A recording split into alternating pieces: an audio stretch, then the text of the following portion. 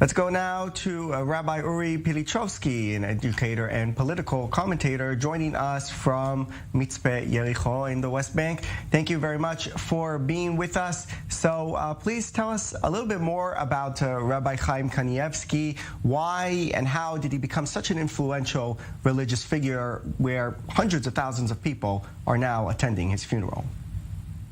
That's a great question. Thank you. And thank you for having me.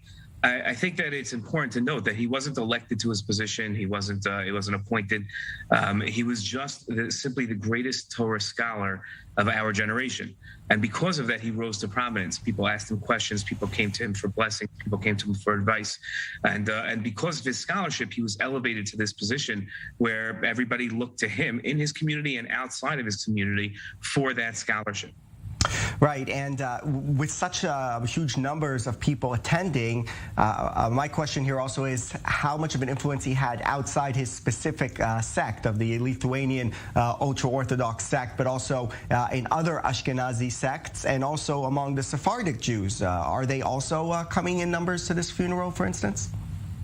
So I don't know if you'll see them coming out in numbers as much, but his piskei halacha, his decisions on Jewish law, were far-reaching. People listened to them, no matter if they were Lithuanian Haredi or not. His scholarship was just so great that when he would come out with a decision or publish a book, people would listen to it and look to it because of that great scholarship that was shown in them.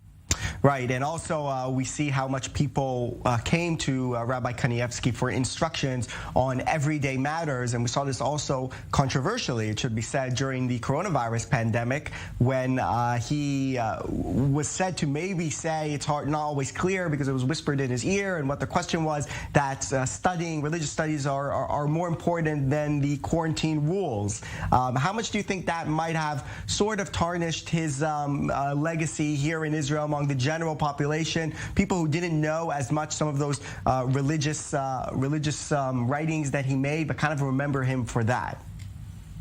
So I think there was a shift in his thought. I think at the beginning of the pandemic, a lot of people were confused as to how dangerous it was, and I don't think that people really understood what could possibly happen. And I think at the very beginning, he kept a lot of the schools open, and people felt that was wrong. But in the end, he did come and close the schools. He did advise people to close the schools, and he was one of the foremost authorities and strong voices on keeping the safeguards that the health ministry suggested that people keep. Right, and also speaking of sort of the secular population in Israel, do you feel like he also sort of had an impact towards the non-ultra-Orthodox community? I don't think directly, because I don't think that they really understood who he was. But I think that on a political sense, Israeli politicians from all corners would come to him and seek his advice. So in some way, that indirectly affected them. And at the same time, a lot of the Jewish law that he would pass down to his students and to his followers affected just simple things like policies in hospitals, where rabbis in hospitals would advise doctors based on his counsel and his suggestions and his decisions.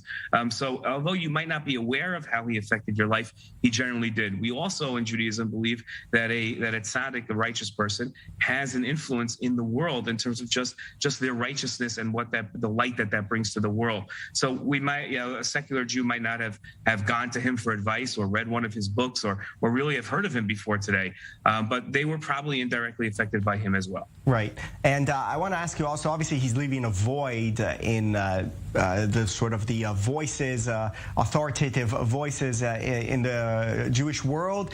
Is there anyone who's sort of positioned to fill that void at this point? I mean, I'm not talking about a successor because it doesn't work like that, but how will that void of sort of authority when it comes to religious matters be filled now? So thankfully, to use a baseball term, the bench is very deep when it comes to Torah community, and there will be people that will step up. There are other great scholars that will step up. His loss will always be felt, and we're going to miss him and his works. And who knows how much he could have contributed if he had lived a couple more years. It's important to note his scholarship, just to give people a sense, there's a lot of people are popularly learning and studying the Daf Yomi cycle of the Talmudic Bavli, which studies a page a day of Talmud, and that takes 7.5 years to finish.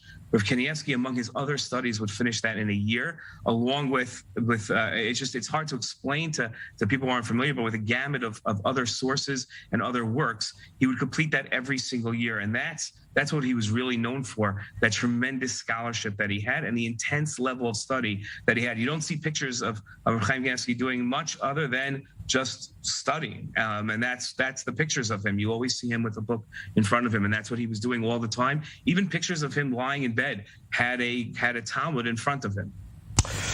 Certainly will be missed by many people here in Israel and Jews around the world who read his studies and learned from him. Rabbi Uri Pilichowski, thank you very much for coming on.